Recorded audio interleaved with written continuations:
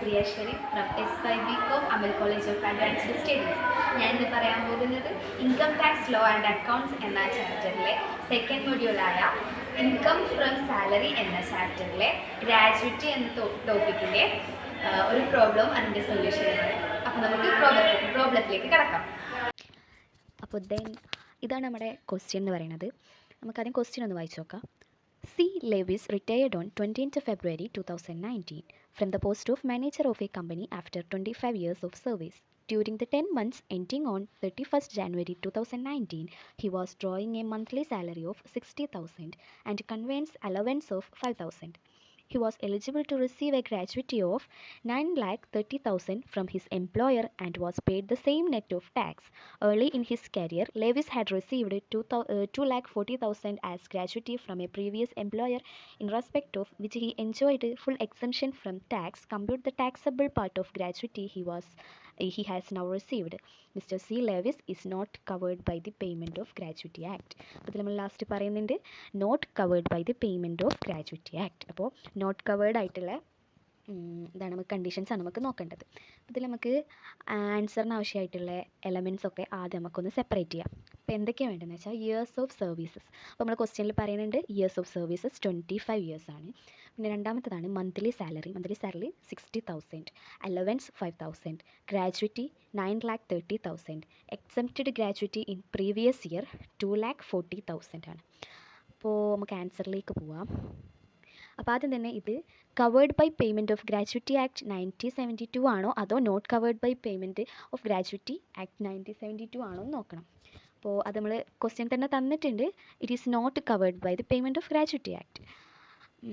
Then first condition എന്ന് പറയുന്നത് ഇതാണ്. അപ്പോൾ നമുക്ക് അതിൻ്റെ ഇക്വേഷൻ ചെയ്ത് നോക്കാം. 10 months average salary into 1/2 into completed years of services. അപ്പോൾ 10 month ആവറേജ് സാലറി എന്ന് പറയുമ്പോൾ നമുക്ക് മന്ത്ലി സാലറി തന്നിരുന്നു 60,000 ആണ്. അപ്പോൾ 60,000നെ ഈ 10 months ആക്കുമ്പോൾ അത് 6 lakh ആവും. 6 lakhനെ 10 monthൻ്റെ ആവറേജ് സാലറി കാണുമ്പോൾ 6 lakh ഡിവൈഡഡ് ബൈ 10 ചെയ്യുമ്പോൾ നമുക്ക് വീണ്ടും 60,000 തന്നെ കിട്ടും. പിന്നെ ഇൻറ്റു 1/2 ഇൻറ്റു 25 years അപ്പോൾ ഈക്വൽ ടു 7,50,000 ആണ് നമുക്ക് ഫസ്റ്റത്തെ കണ്ടീഷൻ്റെ ആൻസർ കിട്ടുന്നത്. പിന്നെ സെക്കൻഡ് കണ്ടീഷൻ എന്ന് പറയുമ്പോൾ നമുക്കറിയാം ഒരു ഫിക്സഡ് ആണ് 20 lakh. അപ്പോൾ ഈ 20 lakh നമ്മൾ ക്വസ്റ്റ്യനിൽ പറഞ്ഞിട്ടുണ്ട് 2,40,000 already exempted in an earlier year. നമ്മൾ ക്വസ്റ്റ്യനിൽ കണ്ടു Early in his career, Lewis had received 2,40,000 as gratuity from a previous employer in respect of which he enjoyed full exemption from tax. അപ്പോൾ last നമ്മൾ പറയുന്നത് full exemption Levi's enjoy ചെയ്തിട്ടുണ്ട്. അപ്പോൾ അത് നമുക്ക് ഈ 20 lakhൽ നിന്ന് 2,40,000 കുറച്ച് കഴിഞ്ഞാൽ 17,60,000 ആണ് ബാലൻസ് കിട്ടുക. അപ്പോൾ അതാണ് അതിൻ്റെ ആൻസർ. പിന്നെ തേർഡ് കണ്ടീഷൻ ആക്ച്വൽ ഗ്രാജുവിറ്റി റിസീവ്ഡ് ആണ് 9,30,000 ആണ് അതിൻ്റെ ആൻസർ വരുന്നത്. അപ്പോൾ നമുക്ക് ഇതിൻ്റെ എമൗണ്ട്സ് ഒക്കെ ഇവിടെ എഴുതിയിട്ടുണ്ട്.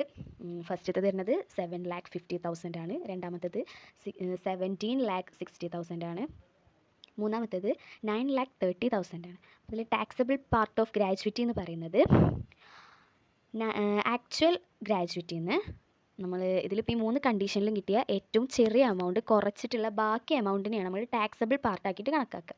അപ്പോൾ 9,30,000 ആണ് നമ്മളെ ആക്ച്വൽ റിസീവ്ഡ് ഗ്രാജുവിറ്റി. അപ്പോൾ അതിൽ നിന്ന് നമുക്ക് ഇതിൽ ചെറുത് വരുന്നത് 7,50,000 ആണ്. അത് കുറച്ചാണ് കിട്ടുന്നത് 1,80,000 ആണ്. അപ്പോൾ ഈ 1,80,000 എന്നുള്ള ഒരു എമൗണ്ടിന് മാത്രമേ ഇവിടെ ഗ്രാജുവിറ്റി പേ ചെയ്യുള്ളൂ. അപ്പോൾ ഇതാണ് നമ്മൾ ഗ്രാജുവിറ്റീൻ്റെ പാർട്ടിൽ ചെയ്തിട്ടുള്ളൊരു പ്രോബ്ലം. എല്ലാവർക്കും മനസ്സിലായെന്ന് വിചാരിക്കുന്നു. Thank you.